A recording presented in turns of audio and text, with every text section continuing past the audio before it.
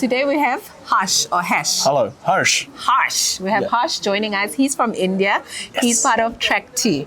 Yes. Okay, please remind us what Track 2 is again. So it's more about the economic inclusivity, how we could have youth as an active role in growing economies. Ooh, okay.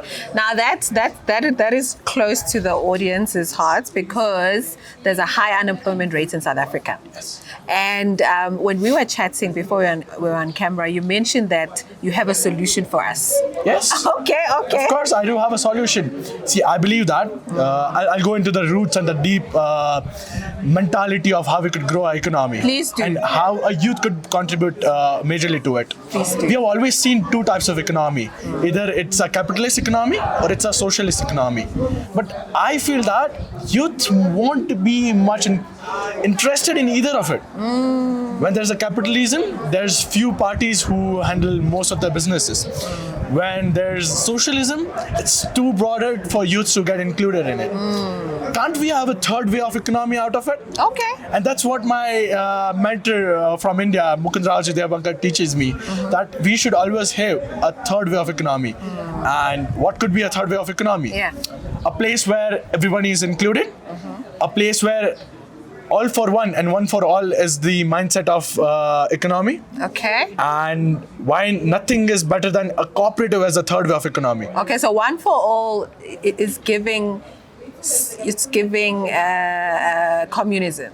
No, I would say one for all for one. Okay. We have this mindset in cooperatives. I wear a different hat except being a delegate from India. I am the president of the International Cooperative Alliance Youth Committee. Okay. Where we believe that when I say one for all for one, youth can't be left alone. I would say they will feel left alone when there's a capitalist society. They would also feel left alone when there's a socialist society because in either of that, it's two extremes of the economies. Yeah. But when we say one for all for one, you all come together. There's no one boss, there's no employee. You are the boss, you are the employee. Okay. So you all are on the same level. You all Okay. work together cooperatively, you all grow together cooperatively, and you all flourish together. So that's the basic mindset of cooperatives. Okay. When you told me, when we were having a chat before this, 60% of the youth in Africa is unemployed. So I feel that to grow that, to reduce that number, we must have a different skill set that they need to learn. Yes.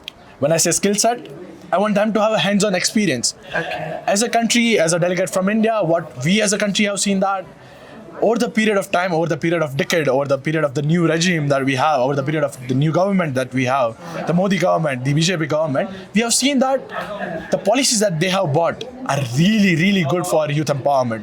Whether youth in politics, youth in cooperatives, youth empowerment as a whole, youth entrepreneurship, it has drastically changed our, I would say, the image of Indian youth globally. Okay.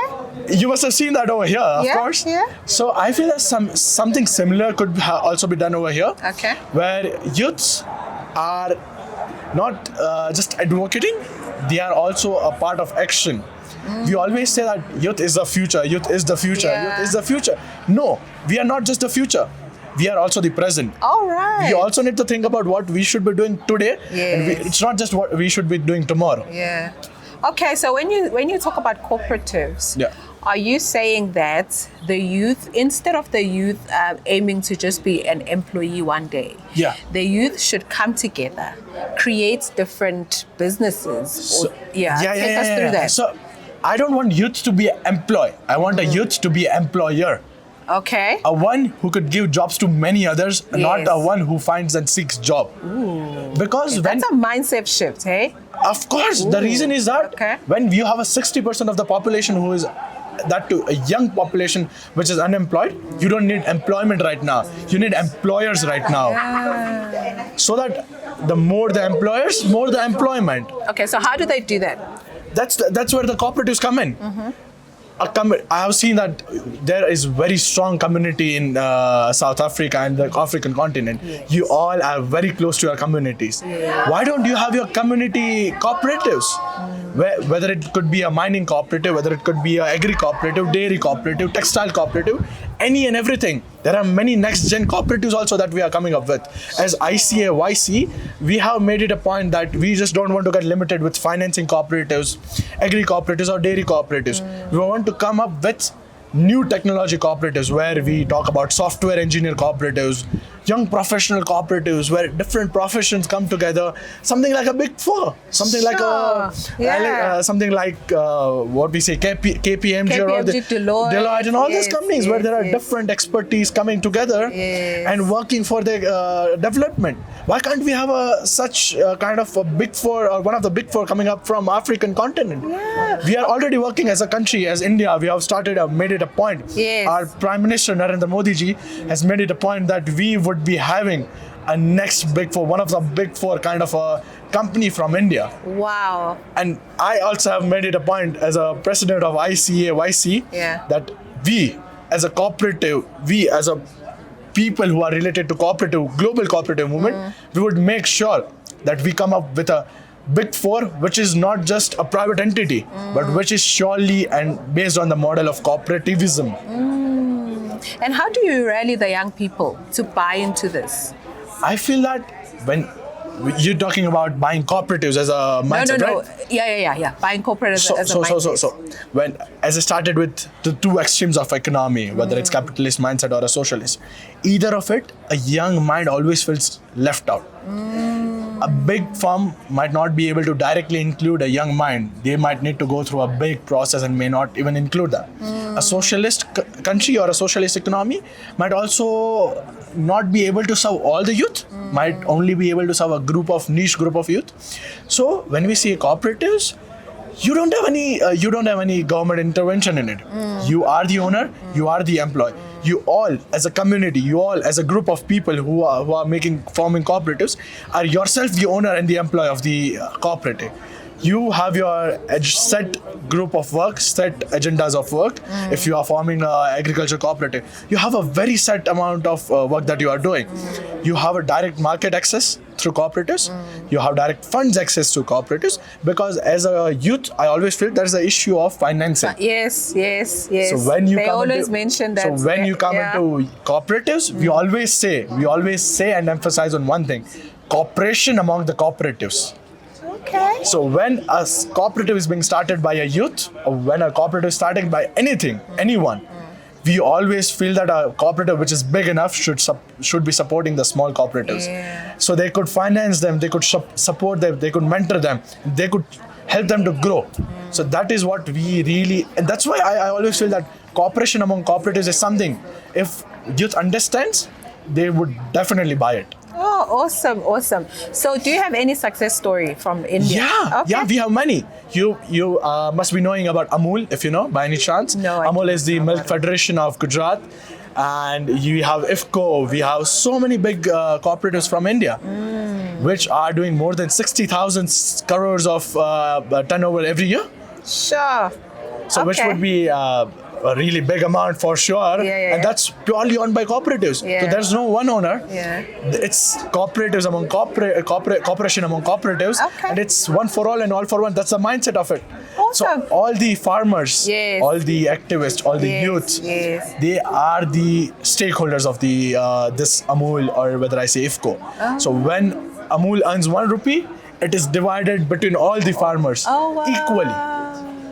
And the best part is, I would like to emphasize on the best part is, in private entities, usually the power is decided about the shareholding. In cooperatives, regardless of shareholding, one share, one vote is what is usually there in the private entities. In cooperatives, it's regardless of share, everyone has one vote. So everyone is equal. Everyone has equal power to it. Yes. Awesome. So in South Africa, we do have some agricultural agri-corporates, right? And also there's a lot of ideas in South Africa where people want to work together. Some of it's called, one of the examples is Stokvels. Okay. So basically they come together, they put money together, and then after a certain period of time, they divide the money equally. So it seems like, this is something that resonates with Africans because they really like working together. Definitely. So even in India, we believe that we are starting up with an initiative for youth, and finance is something that they are not able to understand in young age. Yeah. So savings is something that we should also be teaching to young minds. Yes. So we are also starting banks especially for youth. So they could understand from young age that they need to have finance, they need to solve their financial issues, they need to know the savings, how important it is. So all these small things are really important for a growth of a country. And when I see Africa, I'm sure India and Africa has always had really good ties. And especially when we say South Africa, G20 is a forum, but also we have a BRICS, where we are a really close ties. So I feel that we should surely have something like C20 after this, where we could have Cooperative 20 and we should have all the cooperatives among the 20 countries and also the invited countries to have a dialogue on cooperatives. Cooperation among cooperatives from India, from the different countries, Argentina, all the G20 countries with Africa. So that we could also support them. We could also support the African cooperatives. All right. Okay, you've heard it, guys. We have help from India. They've raised their hand and they will come and help us. Anytime and every time we are there for you. Awesome. Thank you so much Thank you, Harsh. Thank you so much. Oh my goodness. I'm excited about this model.